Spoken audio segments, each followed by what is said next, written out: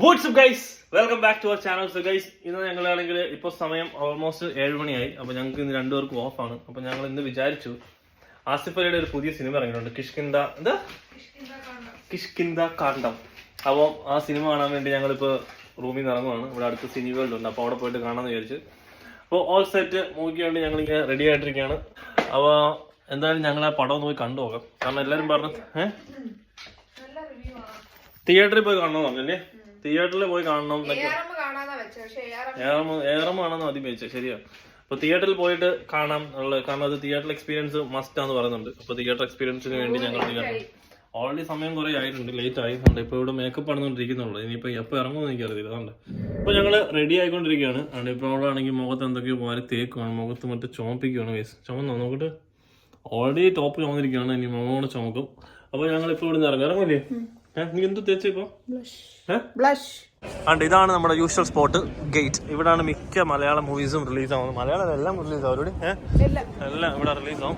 അപ്പൊ നമ്മള് ഗേറ്റിലോട്ട് കയറാണ്. നോക്കാം അവിടെ ചെന്നിട്ട്. ഗൈസ്, അങ്ങനെ ഞങ്ങൾ ഗേറ്റ് എത്തി.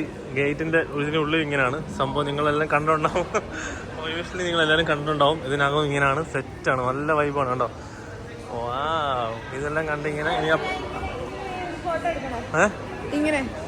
ഇങ്ങനെ ഫോട്ടോ എടുക്കാം.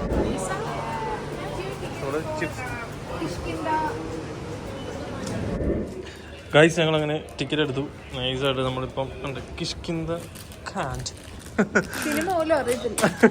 പോയി തറയില്ലേ, സന്തോഷമായില്ലേ, എടുത്തു.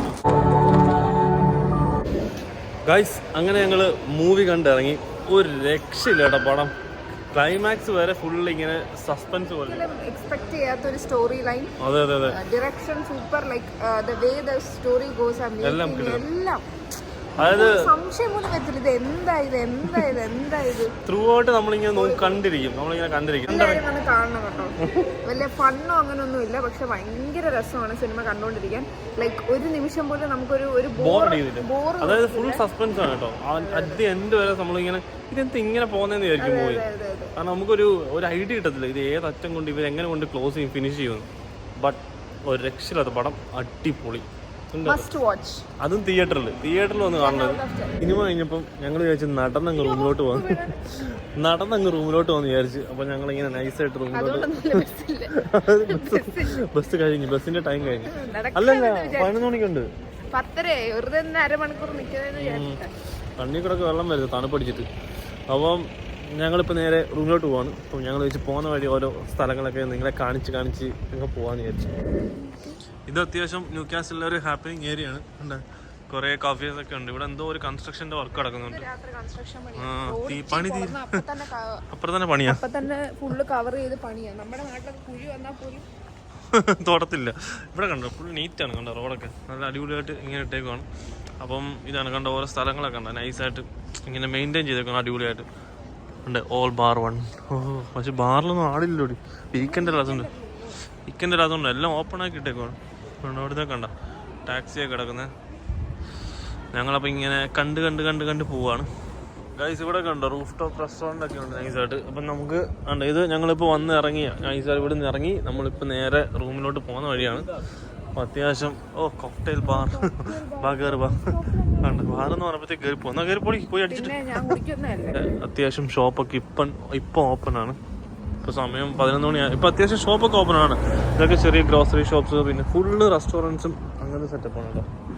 അപ്പോൾ നമ്മളിങ്ങനെ ഓരോന്ന് കണ്ട് പോവാം.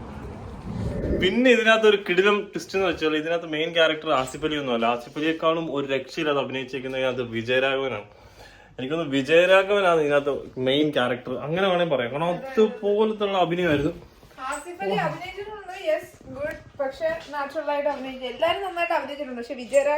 കുറച്ച് ലീഡ് ക്യാരക്ടർ, അതായത് നമ്മള് ഫുൾ ടൈം വിജയരാഘവന്റെ മൂവ്മെന്റ്സ് ആണ് നമ്മൾ ശ്രദ്ധിക്കുന്നത്. എന്ത് ചെയ്യുന്നു, അങ്ങനെ ചെയ്യുന്നു, സർക്കുലേറ്റ് ചെയ്ത് പോകുന്നു. അതുകൊണ്ട് നമ്മൾ ഇങ്ങനെ കണ്ടിരിക്കും പുള്ളിയുടെ മൂവ്മെന്റ്സ് എങ്ങനെയാണ്, അങ്ങനെയാണ്. ഒരു രക്ഷയില്ല കേട്ടോ പടം, ഭയങ്കര സസ്പെൻസ് ആണ്. പിന്നെ എല്ലാരും ഇപ്പൊ ജഗദീഷിന്റെ ക്യാരക്ടർ കിടിലം പോലെ ആയിട്ടുണ്ട്. പിന്നെ അപർണ ബാലമുരളി മാക്സിമം കൊടുത്തിട്ടുണ്ട്, എഫോർട്ട് ഉണ്ടായത്. പിന്നെ ആരാ ഇതുള്ള അശോകൻ അല്ലേ, അശോകന്റെ അതെ എല്ലാരും ഉണ്ട്, നിങ്ങൾ പോയി തിയേറ്ററിൽ പോയി കാണണം. പക്ഷെ എനിക്ക് വിജയരാഘവന്റെ ഒരു രക്ഷയില്ലായിരുന്നു. വിജയരാഘവൻ അല്ലല്ല, അതിന്റെ ഇടയ്ക്ക് മറ്റേ നിവിൻ പോളിയുടെ അച്ഛനായിട്ടൊക്കെ ഒരു പടം ഉണ്ടായിരുന്നു.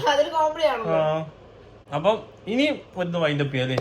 അപ്പൊ ഞങ്ങൾ ഈ വ്ളോഗ് ഇന്ന് വൈൻഡപ്പ് ചെയ്യാണ്. അപ്പം മറ്റന്നാൾ പുതിയ വ്ളോഗുമായിട്ട് വരാം. നാളെ എന്തായാലും വരാൻ പറ്റത്തില്ല. പീസ്.